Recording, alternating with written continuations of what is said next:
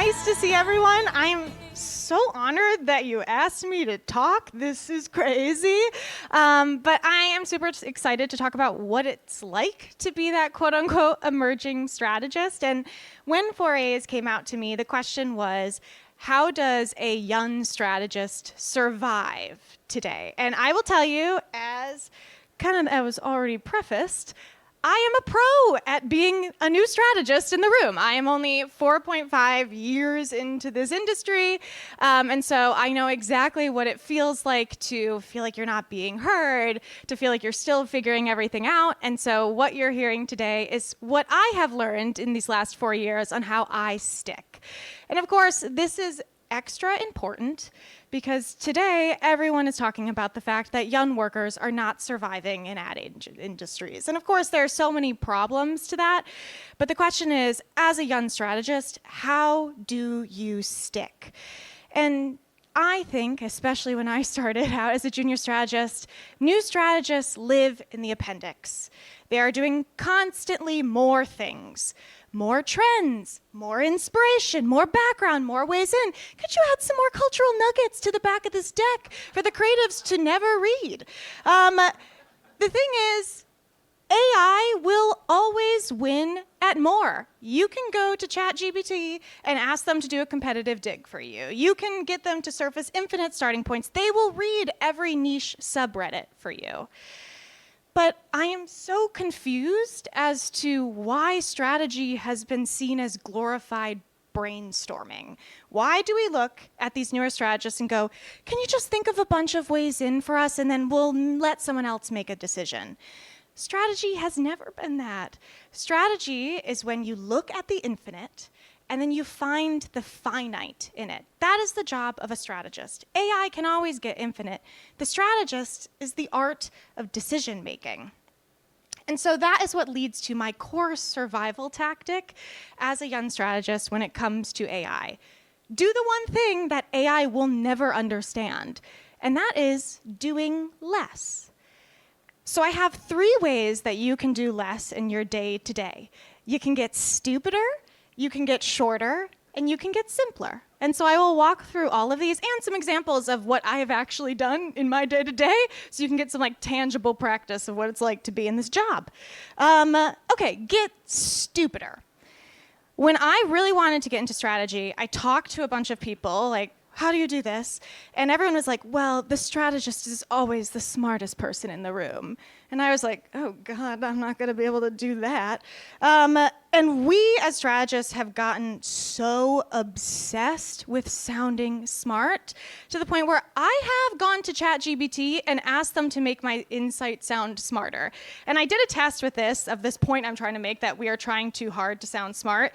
And ChatGPT wrote me, we are overcompensating in our attempts to project intelligence, which sounds horrible.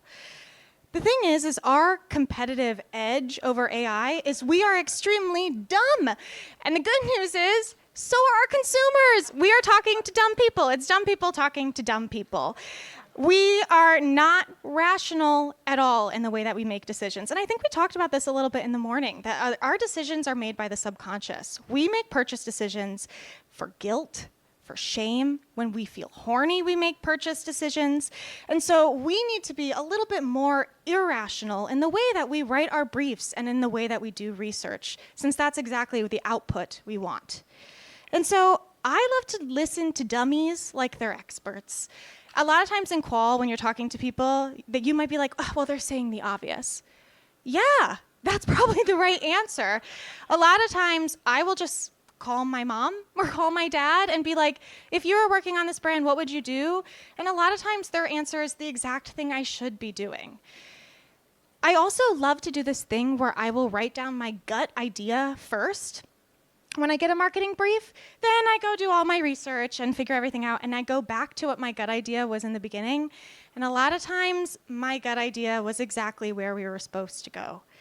And then once I feel like I have something, when I write it out for creative teams, when I write it out for clients, I talk like a human. A lot of times when we try to sound so smart, like I did with ChatGPT, you actually sound stupider. And there are studies that show the more complex you sound, the stupider you look.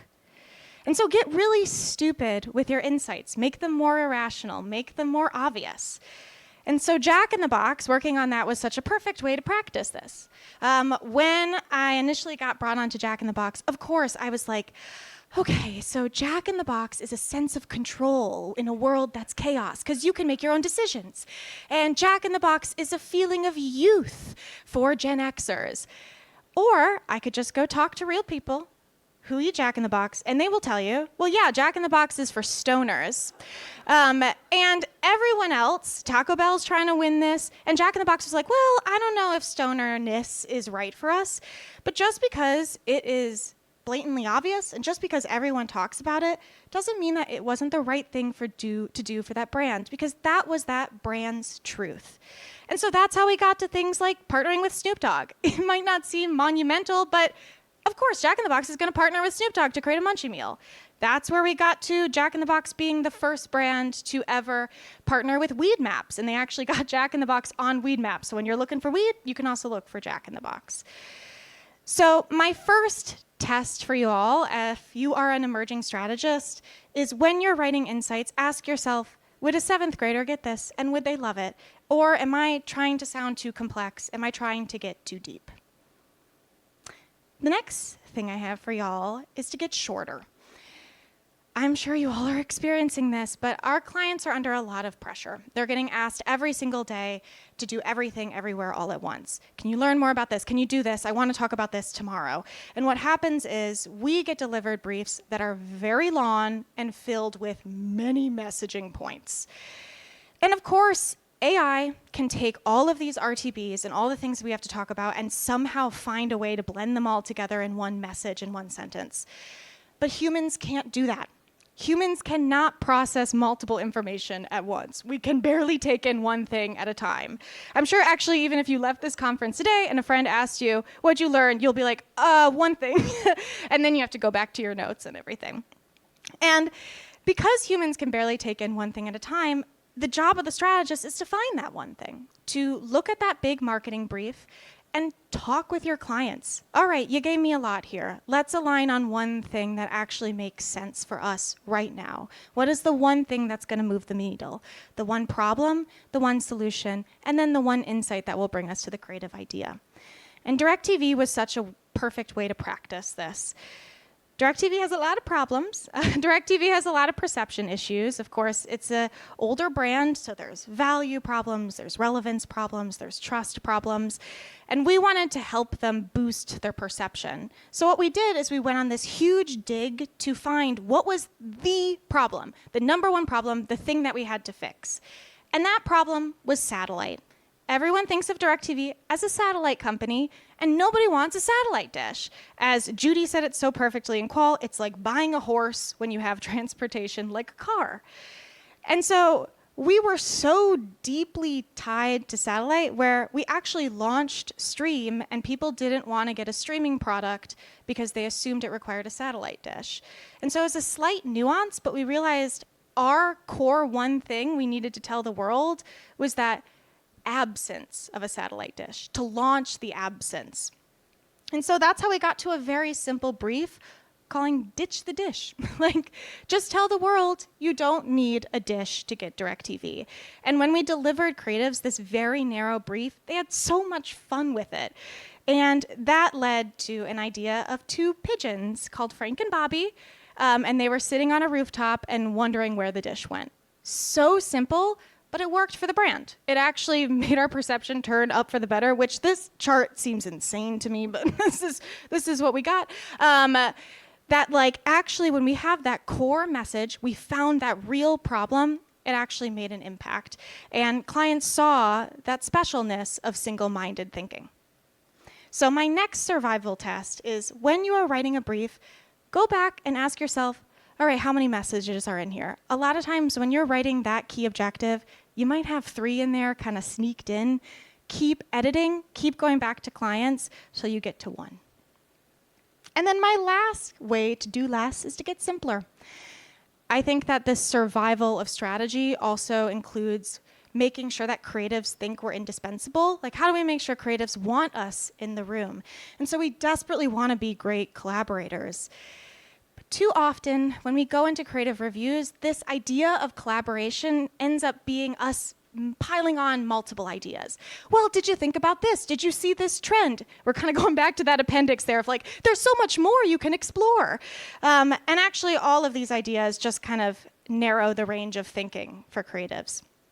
But I have found that the best collaboration, and especially showing up in the room as someone who might seem a little older than you actually are, is subtraction. A true strategic partner is brave enough to, one, say, I don't think this idea is hitting. Let's start again. And part of it might be on me, but let's start again. Or also brave enough to write the big idea with the creative team. One thing that I love to do when I'm working with creative teams is when they give me ideas, I will give those ideas back to them. I will do what I call a reverse strategy, where I'll write what the insight might be for the idea and what the big idea is. And a lot of times you're co-writing that big idea together so that at the end of the day, it's this weird kind of mashup of both your strategy and their creative idea. And so Sephora was a great way to practice this. On Sephora, we got a holiday brief. And of course, when it comes to Sephora, when you're gifting beauty to someone, it is very overwhelming. You're like, I don't want to mess this up for whoever I'm gifting this beauty to. And Sephora is, of course, extremely intimidating. When you walk into a Sephora, it's bright. Everyone has questions for you. Even the parking's weird at Sephora. And so we were wondering, how do we make Sephora feel less intimidating? And we briefed this in. And while we were looking in creative reviews, one thing popped up, and it was just a design system. And it was this idea of a decision tree. Like, well, what if we had decision trees on billboards and they were like, does your giftee have a face? Yes. Then they would like a face wash. Does your giftee have a nose? Yes. Then a perfume. Very simple decision trees. And the whole team was like, there's something here, but what is it? And that's when the strategy team took it back. And we were like, well, I think that the big idea is actually that Sephora is becoming the easiest gifting decision ever. It's almost like Sephora has the best of the best that you could just walk in and you could just grab something off the shelf and it's a great gift. And so we brought that back to them, like, let's talk about Sephora being the easiest gifting decision. And then they built out the campaign from there and they came up with this idea called Don't Overthink It. And so strategy, working really closely with creative teams, became this anchor, this clarifier, this simplifier for the creative idea rather than piling on. And that is what helped build out the whole holiday campaign of Don't Overthink It. And so my final survival test, all around being simpler, is as you're working with creative teams, ask yourself, am I piling on to creative teams? Am I making this more complicated? Or can I take what they've given me and help describe the idea in one simple sentence? If I can't, then let's talk honestly with the creative team. And if I can, then let's get really excited because I think we've landed on something. So those are 3 ways to do less. You got to get stupider. You got to make sure that your insights are as irrational as people are in their decision making. You got to get shorter. You got to make sure you're telling one single message and work with your clients to align on that.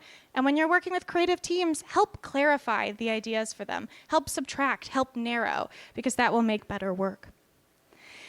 And so as I was working on this, it really made me realize that my role that I had as a junior strategist is going to look very different from junior strategists going into the industry. And I think a lot of people think they don't need junior strategists because junior strategists did the more. They did the competitive digs. They did all those cultural deep dives. And well, AI can do the more.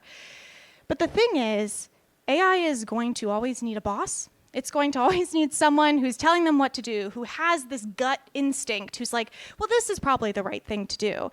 And so junior strategists kind of need to be at that boss level. And a lot of times when we think about bosses, we're always like, well, my boss does nothing. What is my boss doing in a day-to-day? And I think that our bosses are onto something. Our bosses know how to make firm decisions. They know how to clarify. They know what is right. And so the role of a junior strategist is to practice that now, to go into a room and to be able to say, here's what is the simple idea. Here's what is the shortest sentence to describe this idea. Here's where my gut goes, my human gut. And so that is my plea to being a new strategist in the industry, is to do less, because I promise you it will mean more in the long run. And we've got some time to chat.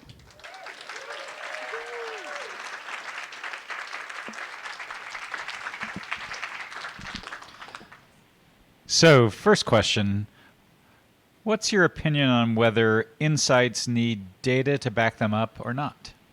I think it depends on your client. I think that I always like to double check if I am not like talking out of my butt. I love to make sure that I do this like gut thing first and then do like a quick wide reach, like work with whoever's on my team to help find what could possibly like bring this to light. Like I promise it's true, but a lot of times it's me like clarifying that I was going somewhere than me starting with data. And that's just my approach, but that's how I like to do things.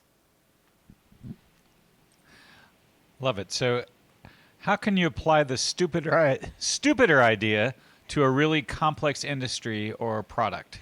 For example, finance. I think that's such a perfect question because that's the places you need to be more stupider.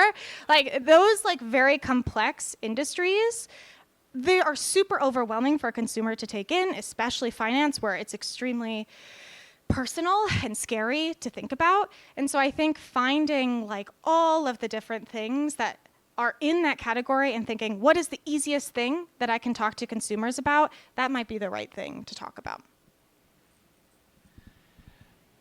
Talk about your point of view about bringing new briefs to the client before they even ask for them.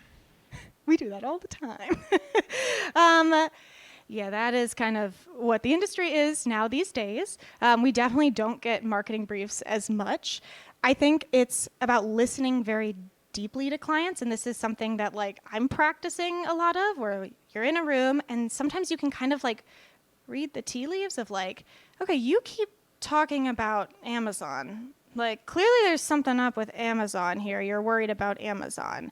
And that's like finding those secret little problems or where you can start talking to them more like, hey, you brought up Amazon. I like to do it kind of like backdoor where you have like your account person talk about it in their one-on-one. And like, you talked about this a little bit, like not as formal to the point where finally you're like, all right, why don't you come in and let's have a workshop all about how we defend against Amazon. It's great. I'll throw you one more, and that is somebody recognized your talent when they brought you into the organization. What do you look for in young talent? What do you think the qualities are that would make someone a suitable follower to you? It matches this presentation, but I really hope that someone has like a gut instinct, who really believes in themselves and their ideas. I think a lot of times, at least I have fallen victim to this of, how do I make sure that I am making everyone around me happy? Like, how do I make sure that I got a little bit of creative idea in here and a little bit of the client idea and a little bit of my boss's idea, and I made this weird kind of like Frankenstein of a bunch of ideas? I think that it's awesome if you meet someone who's like, I think this is the right idea. And sometimes it's not, and sometimes they lose. That's cool. Next time around, they might be the right one, but I think that like firm, being able to make a decision and go with it, being able to simplify is great, and then being able to tell that story in a really clear way. Fantastic. Thanks so much. Cool. Thank you.